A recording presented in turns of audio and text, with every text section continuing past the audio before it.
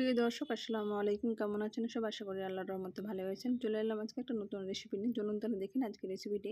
আজকে বানিয়ে নেব ব্রেড মালাই রেসিপি। এটা খুব সহজে ইফতারিতে কিংবা সাহারিতে তৈরি করে নিতে পারবেন। এর জন্য প্রথমে আমি 1 কাপ খাঁটি গরুর দুধ নিয়েছি আর নিচে হাফ কাপ মতো চিনি। এখানে চিনির পরিমাণটা আপনারা কম বেশি করে নেবেন, চাইলে আপনারা বাড়িয়ে নিতে পারেন, আবার কমে নিতে পারেন।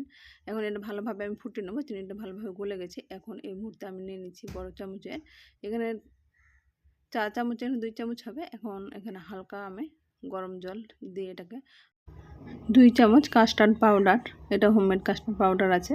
এখন ভালোভাবে এটাকে আমি নর্মাল জলের মধ্যে এটাকে গুলিয়ে নিচ্ছি। এখানে গরম জল দিলে যেহেতু কর্নফ্লাওয়ার থাকে, গরম জলে দিলে এটা ভালোভাবে গোলা হয় না, একটু জমাট হয়ে যায়। তাই এটা সবসময় নর্মাল জলে এটা গুলে নেবেন। এখন যে দুধটা আমি ফুটাচ্ছিলাম সেই দুধের মধ্যে এটাকে দিয়ে দিলাম। এখন এটাকে নেড়ে চেড়ে আমি ওভেন বন্ধ করে দিয়ে ঠান্ডা করে নেব। এটা দেওয়ার সময় কিন্তু ওভেনটা অবশ্যই কমিয়ে দিতে হবে আর অল্প অল্প কাস্টার্ড পাউডারটা দিতে হবে। এখন এইদিকে আমি নিচ্ছি 1 চামচ, বড় চামচের 1 চামচ গুঁড়ো পাউডার দুধ আর নিয়েছি 1 চামচ কাস্টার্ড পাউডার। এখন এটাকে হালকা উষ্ণ গরম জল দিয়ে এটা গুলে নেব। যেহেতু এখানে পাউডার দুধ আছে, দুধ সবসময় গরম জল দিয়ে গুলতে হবে, তাই এরকমভাবে আমি গুলে এটা এইদিকে রেডি করে রাখলাম। অন্যদিকে এখানে 4 পিস আমি ব্রেড নিয়েছি। এখানে আপনারা ব্রেডের পরিমাণটা কম বেশি করে নিতে পারেন। এখন সাইডটা আমি কেটে নিয়েছি, এটা দেখতে ভালো লাগার জন্য জাস্ট। চাইলে আপনারা সাইডের অংশটা রাখতে পারেন।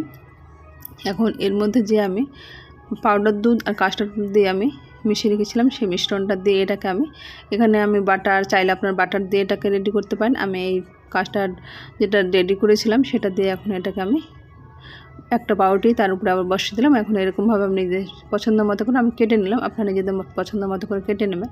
এখানে কিছুটা আমি আমন্ড বাদাম ছোটো ছোটো টুকরো কেটে নিয়েছি, সেটা এখন এর উপরে ছড়িয়ে দিলাম। একটা প্লেটের মধ্যে সার্ভিং প্লেটে এটাকে রেডি করে নিয়েছি। এখন যে আমি দুধটা রেডি করে রেখেছিলাম কাস্টার্ড পাউডার দিয়ে, সেই মালাই দুধটা এখন এর মধ্যে আমি দিয়ে দেবো। এখানে এরকমভাবে আপনারা তৈরি করবেন, খুব সহজে কিন্তু ঝটপট এটা তৈরি হয়ে যাবে। এখানে যত বেশি উপকরণ দিয়ে এটা সাজাবেন তত বেশি ভালো লাগে। আমি জাস্ট একটু সিম্পলের মধ্যে তৈরি করি, মাশাআল্লাহ অনেক টেস্টফুল হয়েছে। এরকমভাবে আপনারা তৈরি করে খাবেন, দেখবেন খেতে অসাধারণ হবে। আর খেয়ে কেমন হয়েছে অবশ্যই কমেন্ট বক্সে কমেন্ট করবেন। আমার চ্যানেল নতুন বন্ধু হয়ে থাকেন তো সাবস্ক্রাইব করে পাশে থাকার অনুরোধ রইল। আজ তার এ পর্যন্ত, ফিরে আসছে নতুন কোনো রেসিপি নিয়ে। ততক্ষণ ভালো থাকবেন, সুস্থ থাকবেন। আসসালামু আলাইকুম, আল্লাহ হাফেজ।